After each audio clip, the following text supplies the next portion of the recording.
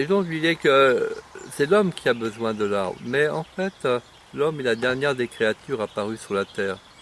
Dans la tradition celtique, par exemple, étant apparu le dernier, il doit veiller sur ce qui s'est passé avant. Donc au lieu d'utiliser les choses pour lui, le sens qui a été donné auparavant, c'était de veiller sur la création antérieure, et notamment donc sur les plantes et les animaux, les plantes et les arbres. Donc sur la nature en général. Voilà comment on voit l'homme celtique qui vit dans la nature. Il ne se dit pas, parce que je suis né après, donc je suis le dernier, j'ai le droit d'aînesse, mais il se dit, je suis né après les autres, donc j'ai le droit d'aider.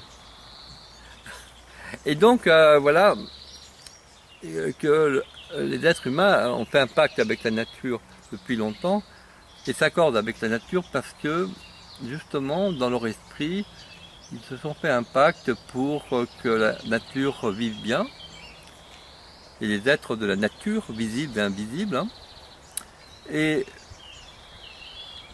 et puis les êtres humains. Parce que ce pacte, c'est quoi? Eh bien, c'est un échange entre les fruits des arbres, les fruits des plantes, certaines plantes comestibles et autres, et qui peuvent servir à bien des choses. Et donc, il s'est passé un pacte. Nous, les hommes, nous protégeons la nature, et vous, la nature, vous nous protégez.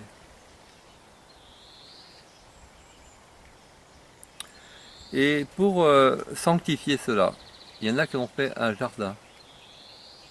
Ils ont même été jusqu'à travailler la terre, durement, longuement, des années et des années, pour que les plantes puissent pousser, et les arbustes et les fleurs. Tellement que ce pacte était important avec eux, ils ont fait le travail eux-mêmes.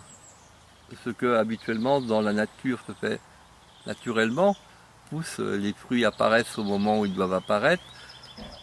Là, les humains ont choisi même d'en faire davantage encore et de s'attacher à la terre et aux arbres et à la nature de telle façon, eh bien qu'elle donne des fruits souvent, et pour ça ils ont consacré leur vie entière.